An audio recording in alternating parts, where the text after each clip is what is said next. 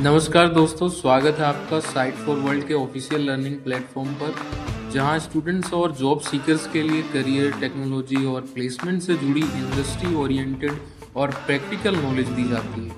अगर आप अपनी स्किल्स को नेक्स्ट लेवल तक ले जाना चाहते हैं, तो आप बिल्कुल सही जगह पर आए हो। चलिए शुरू करते हैं आज का इम्पोर्टेंट सेशन। नमस्ते स्टूडेंट्स। आज का टॉपिक है मिडलवेयर मॉडर्नाइजेशन। हम समझेंगे कि कैसे बड़ी-बड़ी कंपनीज अपने पुराने क्लंकी सिस्टम से नए फ्लेक्सिबल माइक्रो सर्विसेज आर्किटेक्चर की तरफ शिफ्ट हो रही हैं।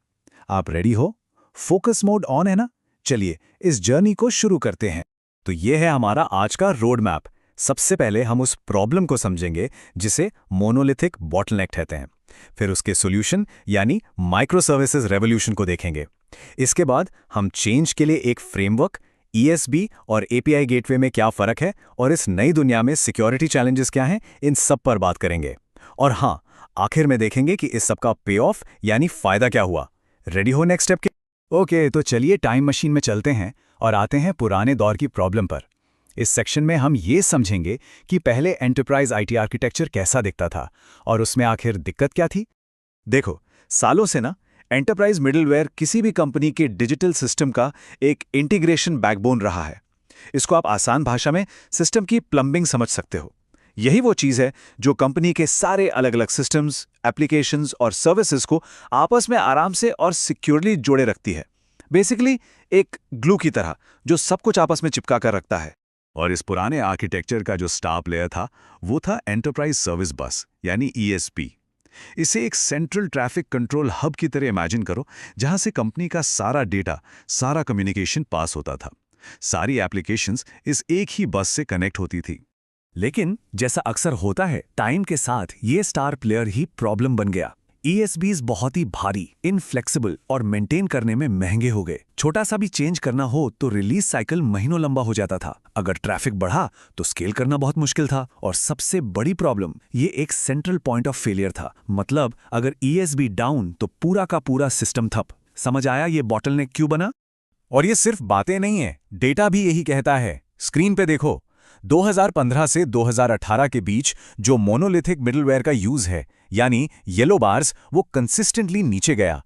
और ठीक उसी time micro services based middleware यानी ब्लू बार्स का एडॉप्शन रॉकेट की तरह ऊपर गया। ट्रेंड बिल्कुल साफ है, इंडस्ट्री ने अपना रास्ता चुन लिया था। तो प्रॉब्लम तो हमने देख ली, अब आती है सॉल्यूशन की बारी, हीरो की एंट्री। इस सेक्शन में हम उस नए रास्ते के बारे में जानेंगे जो मोनोलिथिक अप्रोच की सारी कमियों को दूर करता है। चलिए आगे बढ़ते हैं।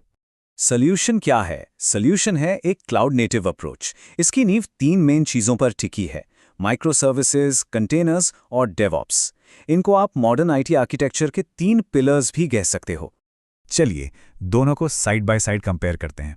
देखो, मोनोलिथिक में सब कुछ एक जगह सेंट्रलाइज था। सारे कंपोनेंट्स एक दूसरे से बुरी तरह जुड़े हुए थे, इसलिए रिलीजेस बहुत स्लो आते थे। वहीं माइक्रो सर्विसेज में हर सर्विस आज़ाद है, इंडिपेंडेंटली डिप्लॉय हो सकती है। इससे क्या होता है? एजाइल डेवलपमेंट और रैपिड रिलीजेस। फोकस यहाँ स्पीड और फ्लेक्सिबिलिटी पे है। आपको क्लियर है या कंफ्यूज? अब मोनोलिथ से माइक्रो सर्विसेज जाना सुनने में तो आसान लगता है, पर ऐसा नहीं है कि एक बटन दबाया और सब चेंज हो गया। इसके लिए एक प्रॉपर स्ट्रक्चर्ड प्लान की जरूरत होती है। इस सेक्शन में हम उसी रोड मैप की बात करेंगे। और वो रोड मैप है ADOG फ्रेमवर्क। हाँ, इसको नोट कर लो, ये इंटरव्यू में जरूर पूछा जा सकता है। ये 4 स्टेप्स का एक सॉलिड प्लान है: असेसमेंट, डीकंपोजिशन, ऑर्केस्ट्रेशन और गवर्नेंस। सिंपल है, ADOG। तो ये ADOG काम कैसे करता है? स्टेप 1 है असेसमेंट। आप अपने करंट सिस्टम को एनालाइज करके पता लगाते हो कि प्रॉब्लम कहाँ है। स्टेप 2 है डीकंपोजिशन। आप उस बड़े से मोनोलिथ को छोटे छोटे मैनेजेबल माइक्रो सर्विसेज में तोड़ देते हो। स्टेप 3 है ऑर्केस्ट्रेशन। अब इन सारी सर्विसेज को मैनेज करने के लिए डॉकर और कुबरनेटीज जैसे टूल्स यूज करते हो। और आखिरी स्टेप है गवर्नेंस, जहां आप सिक्योरिटी और पॉलिसीज को ऑटोमेट कर देते हो। सिंपल है ना? हर स्टेप का एक क्लियर पर्पस है। चलिए अब थोड़ा और टेक्निकल डीप डाइव करते हैं। ये जो पूरा शिफ्ट है ना, ये एक बहुत ही इंपॉर्टेंट टेक्नोलॉजी चेंज पर टिका हुआ है। हम पुराने ईएसबी यानी ओल्ड गार्ड को नए गेट कीपर यानी एपीआई गेटवे से कंपेयर करेंगे। ध्यान से सुनना, ये टेबल बहुत इंपॉर्टेंट है। ESB का काम था सभी इंटरनल सर्विसेज के बीच कम्युनिकेशन को हैंडल करना, जबकि API गेटवे सिर्फ क्लाइंट से सर्विस के कम्युनिकेशन पर फोकस करता है। ESB एक बड़ा सा सेंट्रलाइज्ड मोनोलिथ था, पर API गेटवे एक हल्का डिसेंट्रलाइज्ड एंट्री पॉइंट है। ESB में राउटिंग, ट्रांसफॉर्मेशन सब कुछ होता था, लेकिन API गेटवे सिर्फ जरूरी चीजें जैसे ऑथेंटिकेशन और लॉगिंग हैंडल करता है। इसका फायदा, टीम्स एक दूसरे पर डिपेंडेंट नहीं रहती। तो सबसे इंपॉर्टेंट बात यह है कि API गेटवे ESB के हर फंक्शन का रिप्लेसमेंट नहीं है, बिल्कुल नहीं। ये एक ज्यादा फोकस्ड, हल्का फुल्का टूल है जो स्पेसिफिकली माइक्रो सर्विसेज की जरूरतों के हिसाब से डिजाइन किया गया है। काम लिमिटेड है, इसीलिए ESB की तरह ब्लोटेड यानी भारी भरकम नहीं होता।